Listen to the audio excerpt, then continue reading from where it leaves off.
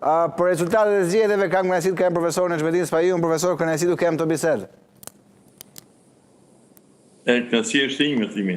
Profesor, si u duk rezultati i pritshëm apo jo? I pritshëm.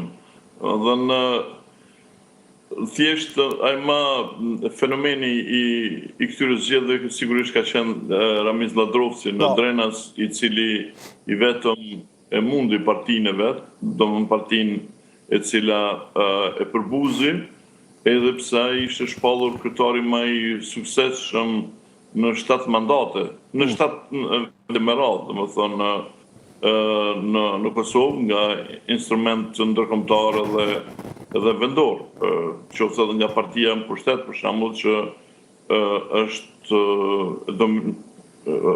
nga vetëvendosje, domethënë se mbante pushtetin qendror. Kështu që ai fitoria e tij na përbën thjesht një se të them revolucion në gjithë skenën politike dhe besoj që ka për ta kthjellur ose për ta trazuar skenën politike, sidomos Partinë Demokratike të Kosovës.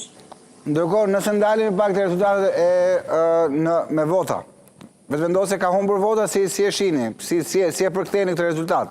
Pras në tërësi. Po, ka humbur vota, dhe pikërisht këtu desha të vazhdoj, por me iku nga mendja dhe thim më risollë sërish në të pika ku desha se ky është lajmi, lajmi ky është, për te çdo gjë ky është lajmi vërtet. Këtë, për shembull, secili PDK ka eksperimentuar, për shembull, duke hequr një njerëz të tillë të votuar dhe të suksesshëm nga kandidatë për kryetar dhe në fund ai u kandidoi pavarur dhe mundi partinë. Në njëjtën gjë ka bërë edhe vetëvendosje në Prishtinë. Kandidatin më të votuar në zgjedhjet e kaluara, Arber Vokrin, i cili më vonë bë zëvendësministër i pushtetit lokal dhe ishte më meritori për suksesin që arriti vetëvendosja në veri të Kosovës, e hoqi nga listat. Dhe duke hequr njeriu më të votuar nga listat në Prishtinë, vetëvendosja e cila ishte më votuara në zgjedhjet e kaluara në Prishtinë për asamble komunale, më votuar madje edhe se LDK-ja, e cila fitoi kryetarin e komunës, e sidomos PDK-ja që ishte treta, tani vetëvendosja në Prishtinë doli e treta në garën për asamble komunale, dhe kjo është thjesht mori një dënim meritor për veprimin që ka bërë, për eksperimentin që ka bërë duke larguar njeriu më atë që ka mbledhur më shumë të vota. E kuptoj, por çfarë do të thotë kjo? Edhe në tërësi, në rang kombëtar, apo jo, profesor më korrigjo, edhe në rang kombëtar vetëvendosja ka humbur vota. Apo nuk është njësi mace kjo? Po, ka humbur vota, megjithëse sepse votat për partinë numërohen votat të cilët, jo të cilët i marrin kandidatët për kryetar, po ata listat për asamble. Kështu që në rang kombëtar vetëvendosja ka humbur këtu një përqindje të dukshme. Por në lista për kryetar komunash ka korrur një sukses për shkakun që ajo ka fituar deri më tani më shumti komuna në rundin e parë, ka fituar gjithsej 3 të 4-tën për pak vota, ndoshta mund ta fitoj edhe të 4-tën pas votave të numërimit të votave të diasporës, Gjilanin, dhe është në balotazh në 11 komuna tjera.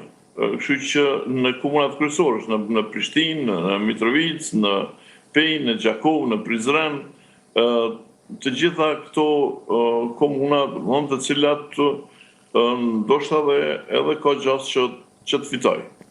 Në këtë drejtim është treguar partia më e suksesshme, sepse në disa, për shembull, ndeshjet me PDK-n, në Prizren dhe në Mitrovic, me LDK-n ndeshjet në Pej dhe me LDK-ndeshët në Pejë dhe në Prishtinë, me PDK në Prizren dhe Mitrovic, me AOK në Gjakov, që është në Vështre pastaj me PDK-n, edhe në komunat e tjera. Pra, është në një pozitë ku mund të fitoj edhe disa kryetar komunash. E kuptoj, duhet ndalem pak te Mitrovica juaj, profesor, 28 vota ndajnë Tahirin nga Peci. Pritshëm ky rezultat apo jo, për ju personalisht? Jo, në fakt në për studiot televizive vazhdimisht i jam pyetur domethënë se kush do fitoj Mitrovicën dhe unë me që unë zgjedhjet e kaluara vazhdimisht e kam ditur sakt se kush do t'jetë kryetari i komunës. Po kam prognozuar sakt shumë kohë më përpara, madje edhe në kohën kur në balotazh ishin Tazam Avni Kastrati që kishte fituar në rundën e parë 49% dhe Akim Batiri që kishte fituar 21% në rundën e parë, unë